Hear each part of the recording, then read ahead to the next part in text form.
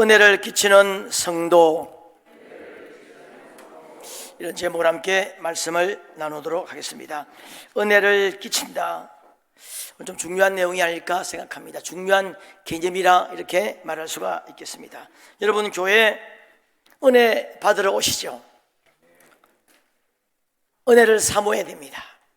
은혜만큼 좋은 것이 없죠.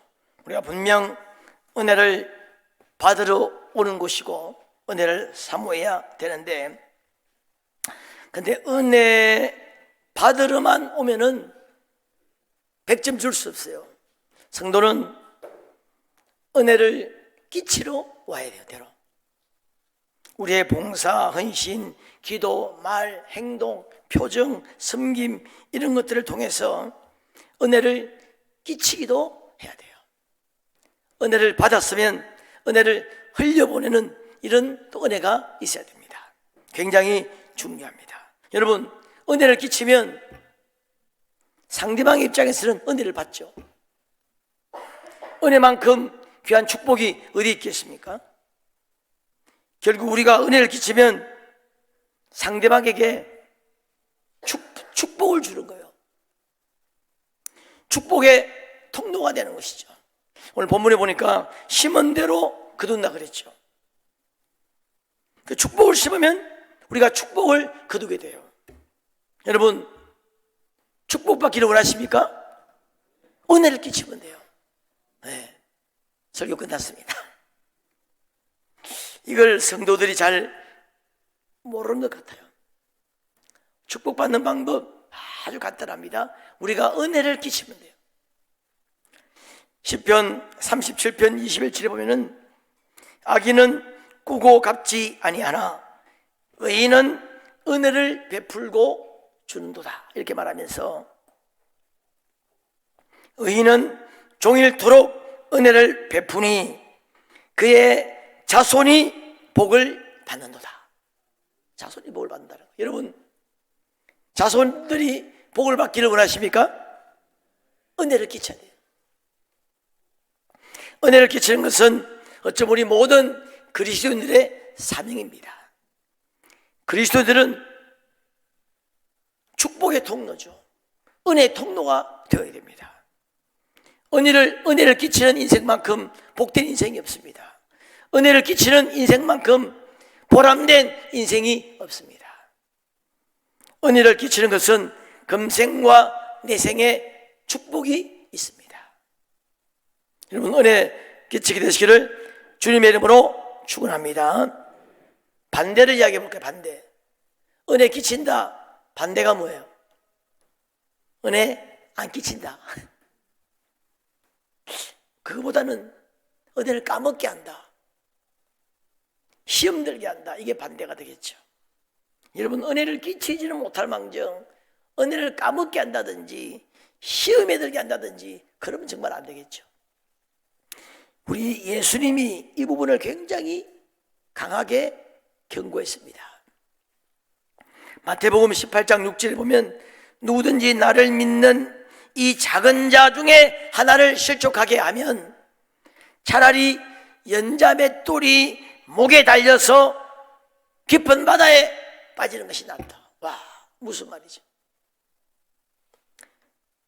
실족하게 하는 일들이 있음으로 말미암아 세상에 화가 있도다. 실족하게 하는 일들이 없을 수는 없으나 이런 일이 계속 있다는 거예요. 실족하게 하는 그 사람에게는 화가 있을 것이다. 주님이 엄하게 경고했습니다. 혹시 나 때문에 다른 사람이 상처를 받고 다른 사람이 실족하지 않는지 우리가 좀 깊이 돌아볼 필요가 있어요. 우리도 모르게 그럴 수 있는 것이거든요. 우리가 본의 아니게 사탄의 도구가 될 수 있습니다. 그것만큼 나쁜 것이 없겠죠. 은혜 끼치는 만큼 좋은 것이 없고 시험에 들게 하는 것만큼 나쁜 것이 없을 겁니다. 근데 그것도 거두게 돼요. 심은 대로 거둔댔으니까 축복의 문이 닫힐 수 있습니다. 오늘 사절 보니까 각각 자기의 일을 살피라 그랬습니다. 이 전후 문맥을 보면은 이 다른 사람들과의 관계 속에서 살피라는 것이거든요. 중요한 게 뭐냐면 내가 정말 은혜를 끼치는 자인지, 다른 사람을 상처받게 하고 시험에 들게 하고 은혜를 까먹게 하는 자인지 살펴볼 필요가 있다 하는 겁니다. 여러분, 우리가 서로가 은혜를 끼치는 자가 되면 한번 생각을 해보세요.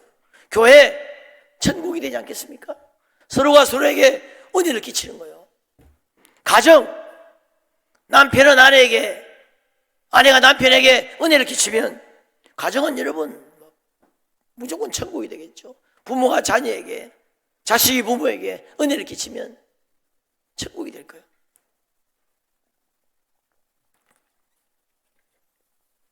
교회, 우리가 서로가 서로에게 은혜를 끼치는 교회가 되면 그게 바로 은혜가 충만한 교회죠. 여러분, 이 예배 통해서 말씀과 기도와 찬양, 이거 받는 은혜보다 훨씬 더 많은 은혜가 임하게 될 겁니다. 서로가 서로에게 교제하면서 또 이렇게 보면서 느끼면서 서로 은혜를 끼치면 얼마나 풍성한 은혜가 있겠냐 말이죠. 자, 우리가 어떻게 은혜를 끼치는지 본문을 중심으로 잠깐 살펴보면, 자, 첫 번째로 겸손할 때 은혜를 끼칩니다. 교만한 사람 보면 은혜가 떨어지죠. 겸손한 자, 그 모습 그대로 그냥 은혜가 돼요. 자, 오늘 본문 1절을 보시면, 형제들아, 사람이 만일 무슨 범죄한 일이 드러나거든 신령한 너희는 온유한 심령으로 그러한 자를 바로잡고 너 자신을 살펴보아 너도 시험을 받을까 두려워하라. 혹시 범죄한 사람이 드러나거든 정죄하거나 나무라거나 하지 말고, 자기는 완전한 사람인 것처럼 그렇게 하지 말고 온유한 심정으로 좀 지혜롭게 바로잡도록 노력하면서, 중요한 게 뭐예요? 너 자신을 살펴보라는 거예요. 너도 시험을 받을까 두려워하라는 거예요. 나도 옛날에 그랬는데, 나도 그럴 수 있는데, 이런 마음으로 자기를 좀 돌아보라는 겁니다. 쉽게 말하면 겸손하라는 거예요. 자기는 완전히 완벽한 것처럼 하나 잘못한 사람 보면은 막 그런 사람 보면은 좀 웃기죠. 자기는 그보다 더한 행동도 하면서. 여러분, 4절에 보면은 3절 보시기 바랍니다. 3절 같이 한번 읽어보겠습니다. 시작. 만일 누가 아무것도 되지 못하고 된 줄로 생각하면 스스로 속임이라. 아무것도 아닌데 된 줄로 생각하면 스스로 속는 거라는 겁니다. 교만하지 말라는 거예요. 자, 4절 보시면 각각 자기의 일을 살피라. 그리하면 자랑할 것이 자기에게는 있어도 남에게는 있지 않다. 이 말 뜻이 뭐냐면 결국 자랑하지 말라는 거예요. 자기 일을 깊이 자기를 들여다보면, 자기 내면을 깊이 들여다보면은 자랑할 게 없다는 거예요. 이사야는 깊이 내면을 들여다보니까 화로다 나여 망하게 되었도다. 자랑할 게 없다는 겁니다. 결국 오늘 본문은 뭐예요? 겸손하라는 거예요. 겸손할 때 은혜를 끼칩니다. 겸손한 사람을 보면은 은혜가 돼요. 겸손한 사람을 보면은 소망이 생깁니다. 기뻐져요. 야, 참 저분 훌륭하다. 참 저분 대단하다. 나도 저렇게 해야 되는데. 은혜가 돼요. 겸손하려면 자기를 깊이 돌아보고 살피라고 하는 것입니다. 오늘 성경이 우리에게 권면하기를 너 자신을 한번 살펴보라는 겁니다. 다른 사람 보지 말고 너 자신을 깊이 한번 들여다보라 하는 거예요. 겸손할 때 은혜가 되고, 그 다음에 두 번째로 은혜를 끼치려면 짐을 져야 됩니다. 자, 2절 같이 한번 읽어보겠습니다. 시작. 너희가 짐을 서로 지라. 그리하여 그리스도의 법을 성취하라. 5절 있습니다. 시작. 각각 자기의 짐을 질 것이라. 5절은 자기 짐을 지라 그러고 2절은 서로 남의 짐을 지라고 말하고 있습니다. 좀 이게 다릅니다만은 이 짐이라고 하는 단어가 한글 성경에는 똑같이 되어 있습니다만은 헬라는 완전히 달라요. 앞에 2절에 서로 짐을 지라 할 때 이 바로스라고 하는 단어는 말 그대로 무거운 짐을 말합니다. 혼자 들기 힘든 무거운 짐. 그러니까 당연히 서로 같이 짐을 좀 들어줘야 되겠죠. 그런 짐이고, 뒤에 자기의 짐을 지라 할 때는 포르티온이라고 하는 단어인데, 이게 뭐냐면 자기가 해야 될 임무, 봉사, 사명을 말합니다. 자기가 마땅히 자기가 감당해야 될 어떤 의무, 봉사, 사명을 말해요. 다르죠. 이 두 짐을 질 때 은혜를 끼칩니다. 이 두 짐을 잘 지르는 사람을 보면 은혜가 돼요. 자, 자기가 맡은 짐, 자기가 맡은 의무, 봉사, 사명, 자기가 지켜야 될 자리 다 지키고 묵묵히 사명 감당하는 사람 보면 은혜가 돼요. 야, 참 저분 대단하다. 참 배우고 싶다. 그렇대죠. 다 이렇게 자기 자리를 끝까지 지킨 사람. 그 다음에 나아가서 서로 남의 짐을 같이 져주는 겁니다. 로마서 15장 1절에 보니까 믿음이 약한 자의 약점을 담당하라 그랬습니다. 믿음이 강한 사람은 약점이 없을까요? 있어요. 이 약점을 담당하라는 거예요. 약점을 덜추어내가지고 막 비방하고 비판하지 말고 약점을 봤으면 그 약점을 내가 담당을 해주라는 거예요. 그러면 은혜 끼치는 거예요. 그런 사람 보면 은혜가 돼요. 베드로전서 4장 17에 보면 한번 따라합니다. 서로 봉사하라. 서로가 서로에게 봉사하라는 거예요. 나는 너에게, 너는 나에게 서로 봉사하라고 하는 겁니다. 여러분, 우리 각 사람은 혼자 절대로 신앙생활을 할 수 없습니다. 도움이 필요합니다. 기도가 필요합니다. 중보기도가 필요해요. 중보기도 없이 승리할 자는 없습니다. 바울은 늘 입버릇처럼 이야기하기를 나를 위해 기도해달라는 거예요. 예수님조차도 나를 위해 기도하라 그랬습니다. 중보기도가 필요합니다. 여러분, 기도가 약한 사람이 혹시 보입니까? 비판하지 말고 기도해 주세요. 격려가 필요합니다. 디모데후서 1장 16절 18절에 보면 사도 바울은 오네시브로의 집에 문안하라. 그 오네시브로는 자주 나를 격려했다는 겁니다. 여러분, 그 위대한 정말 목숨까지도 두려워하지 않았던 그 영적 거인, 어쩜 최고의 영적 거인 바울도 격려가 필요했어요. 격려. 엘리야도 격려가 필요했습니다. 심지어 예수님조차도 격려가 필요했습니다. 내가 지금 고민하여 죽게 됐다. 나와 함께 머물라 그랬습니다. 격려. 말씀을 가르치는 자와 모든 좋은 것을 함께하라 그랬는데 말씀을 가르치는 자도 격려가 필요해요. 저는 이 교계에 좀 굉장히 이 교계의 영적 거인 몇 분을 사석에서 만나볼 기회가 있었어요. 제가 말만 하면 우리 대한민국 기독교인이 다 아는 그런 분. 제가 좀 덕담을 좀 해야 되잖아요. 무슨 말을 하면은 이분이 기분이 좋을까 생각하고 한마디 덕담을 했어요. 그런데 이분이 그냥 갑자기 그냥 막 너무너무 좋아하면서 오늘 하나님이 목사님을 만나게 하시려고 여기 오게 했구나. 그 단순한 한마디인데 너무너무 위로받았다는 겁니다. 오늘 이 말을 듣기 위해서 내가 깜짝 놀랐어요. 이분도 격려가 필요하구나. 격려. 힘드니까. 모든 성도는 사랑이 필요합니다. 도움의 말이 필요해요. 위로가 필요합니다. 권면이 필요하고 교제가 필요하고 때로 섬김이 필요합니다. 모두는 도움이 필요해요. 봉사의 손길이 필요합니다. 그래서 오늘 17절 보니까 기회 있는 대로 믿음의 가정들에게 그렇게 하라는 거예요. 신앙생활 절대로 혼자 할 수 없습니다. 서로의 도움을 받아야 돼요. 여러분, 연약한 지체가 더 요긴하고 그런 말이 있죠. 연약한 지체를 통해서도 도움을 받을 수 있습니다. 그래서 우리는 서로가 서로에게 다 사명자고 봉사자입니다. 너는 나에게, 나는 내게 사명자고 봉사자입니다. 서로가 서로에게 빚진 자요. 서로가 서로에게 사명자고 빚진 자.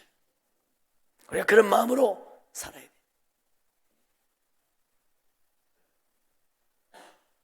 은사, 여러분, 이 성경 은사가 나오죠. 은사를 감아보면 은사도 전부 다 남을 위해 있는 거예요. 사실 방언기도 많이 하죠. 우리 교회도 뭐 방언기도 뭐 그 상당 거의 대부분이 다 하는데, 방언 이게 사실은 중보기도 은사예요. 남을 위해 기도할 때 이것만큼 좋은 게 없습니다. 신유, 남의 병을 고치는 거잖아요. 예언, 권면하고 위로한다 그랬습니다. 영분별, 영적으로 뭐 분별되면 기도로 쫓아줘야죠. 전부 다 감아보면 모든 은사가 남을 위해 있는 거예요. 거의 대부분이 그렇습니다. 우리가 서로가 서로에게 빚진 자라고 하는 그 빚진 자의 마음을 좀 가져야 돼요. 여러분, 우리가 새벽에 이렇게 새벽 기도 매일 하잖아요. 하면 제가 기도 제목 올릴 때 습관적으로 거의 비싸게 냅니다. 행사를 위해서, 예배를 위해서. 사업하시는 분, 몸이 아프신 분, 청년들, 학생들, 장기 결석자들, 뭐 이렇게 쭉 그렇게 기도합니다. 사업하시는 분들, 새벽기도 나오신 분들에게 다 빚진 자예요. 매일마다 기도합니다. 청년들, 여기 청년 매일마다 기도합니다.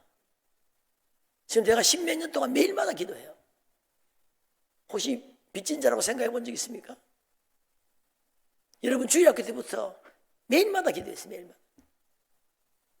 여러분이 신앙수련회 같은 데 가면 돌아올 때까지 걱정해.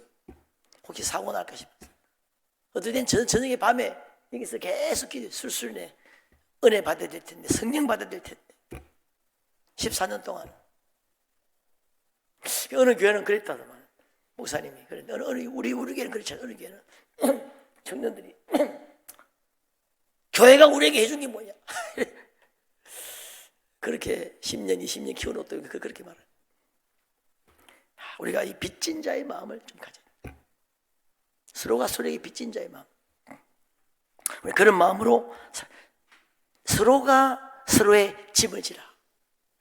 약간 지체의 짐을 지라는 겁니다. 여러분, 나 때문에라고 하는 이런 어떤 그 시가 있는데 제가 하나 좀 읽어드리면, 그대가 실패한 것은 내가 그대를 도와주지 못한 때문입니다. 그대가 아픈 것은 내가 그대를 보살피지 못한 때문입니다. 그대가 쓰러진 것은 내가 그대를 붙들어주지 못한 때문입니다. 그대가 외로운 것은 내가 그대를 사랑하지 못한 때문입니다. 그대가 가난한 것은 내가 그대에게 나눠주지 못한 때문입니다. 그대가 혼자인 것은 내가 그대 곁에 서 있어 주지 못한 때문입니다. 그대가 방황하는 것은 내가 그대에게 모범이 되지 못한 때문입니다. 그대가 낙심한 것은 내가 그대에게 믿음을 주지 못한 때문입니다. 그대가 슬픈 것은 내가 그대에게 기쁨이 되지 못한 때문입니다. 그대가 흔들리는 것은 내가 그대에게 말씀을 주지 못한 때문입니다. 그대가 구원받지 못한 것은 내가 그대에게 예수를 전하지 못했기 때문입니다. 형제 자매여, 이 모든 일로 인하여 나를 용서하십시오. 나를 용서하십시오. 참 성자가 적은 시 같습니다. 여러분, 특별히 우리가 은혜를 끼칠 때 중요한 게 말이죠. 말로 은혜를 끼쳐야 돼요. 대부분 말입니다. 시험에 드는 것도, 상처를 받는 것도 대부분 말로 상처받고 시험에 들고 은혜를 끼칩니다. 전도서 10장 12절에 지혜자의 입의 말은 은혜로우나 우매자의 입술들은 자기를 삼키나니 그 입의 결말들은 미친 것이니라. 미치게 한다는 거예요, 말이.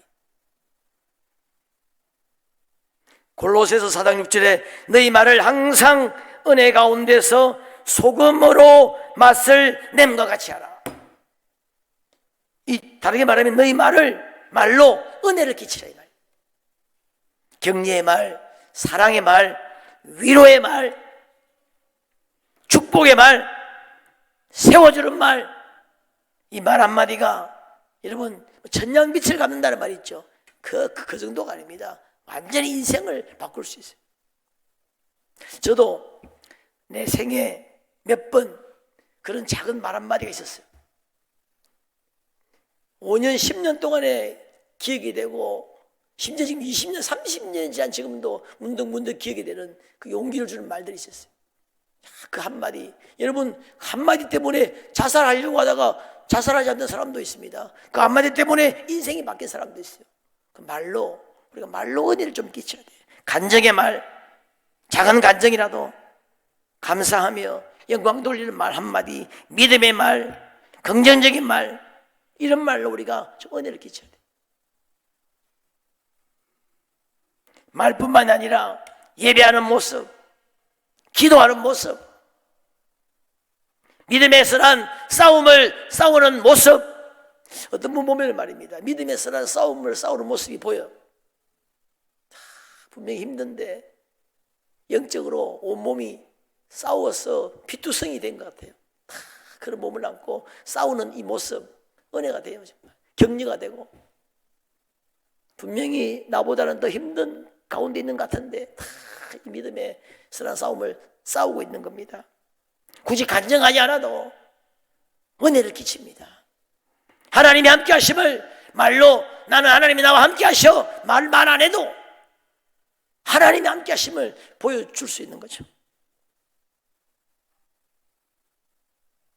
예배하는 모습, 여러분 예배하는 모습 옆에서 열심히 예배하면 은혜가 돼요. 여기서 보면 말할 것도 없고, 옆에서 예배하는데 옆에서 완전히 그냥 막 딴짓 한다든지 핸드폰 본다든지 잠을 잔다든지 하면 은혜가 까먹을 수 있죠. 그래서 굉장히 중요합니다. 나는 은혜를 끼치는 성도인가? 여러분, 하나님은 은혜의 하나님이죠. 은혜 베푸시기를 원하시는 하나님입니다. 하나님의 주특기가 은혜예요. 사탄은 시험 들게 하죠. 그래서 우리가 은혜를 끼치면 하나님의 동력자가 되는 겁니다. 하나님의 아들이 되는 거예요. 그 하나님이 은혜를 베푸시는데 우리를 통해서 은혜가 흘러가는 겁니다. 얼마나 좋은 겁니까? 화평케 하는 자는 복이 있나니 하나님의 아들이라 일컬음을 받는다 그랬습니다. 화평만큼 큰 은혜가 어디 있습니까? 이게 다르게 말하면 은혜를 끼치는 자는 복이 있나니 하나님의 아들이라 일컬음을 받는다. 여러분, 은혜 끼치기를 주의 이름으로 축원합니다. 교회는 은혜 물론 받으러 와야 됩니다. 우리가 받아야 은혜가 흘러가는 거잖아요.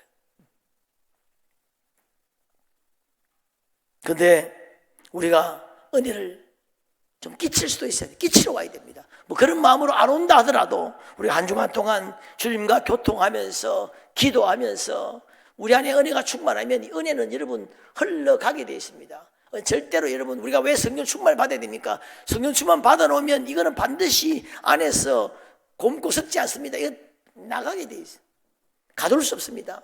은혜, 받은 충만은 절대로 갇히지 않습니다. 나가게 되어 있어요. 제가 김치를 좀 좋아하잖아요.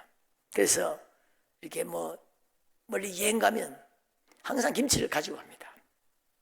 필수품. 해외 갈 때도 김치를 가져가요.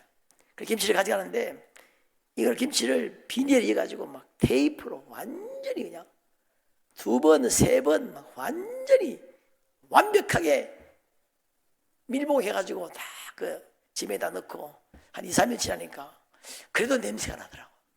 이야, 이 도저히 이게 완벽하게 했다 싶은데 조금 공기가 새는가 봐요. 딱 이니까 막 냄새가 팍 나가지고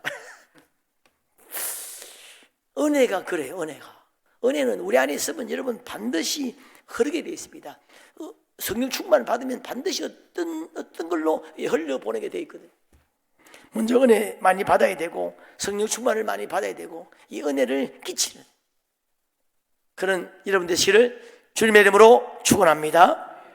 그렇게 은혜 끼치면 특별히 믿음의 가정들에게, 여기 여러분 6절에 보니까 가르침을 받는 자는 말씀을 가르치는 자와 모든 좋은 것을 함께하라고 그랬죠. 말씀을 가르치는 자뿐만이 아니라 믿음의 모든 가정들에게, 또 우리 선배 후배 우리 모든 서로에게 오히려 연약한 자를 더 요긴하게 여기라고 그랬습니다. 믿음이 약한 자를 받되 저들의 약점을 담당하라고 그랬습니다. 우리 모두가 모두에게 짐을 지고 은혜를 끼치고 그렇게 하면 정말 이 교회는 천국이 될 겁니다. 그리고 그렇게 하면 하나님이, 자 9절 보시면 우리가 선을 행하되 낙심하지 말지니 포기하지 아니하면 때가 이름에 거둔다는 거예요. 할렐루야. 하나님이 반드시 여러분 갚아주십니다. 반드시 하나님이 갚아주세요. 우리가 짐을 지고 우리가 도와주고 선한 일을 한 것은 반드시 하나님이 어떤 방법으로든지 간에 갚아주십니다. 믿기를 주의 이름으로 축원합니다. 그러면 여러분 영육 안에 은혜와 축복이 되고 나도 살고 내 주위도 살고 우리의 자손까지 복을 받는 그런 은혜가 있을 줄로 믿습니다. 그런 복된 여러분 되시기를 주님의 이름으로 축원합니다. 우리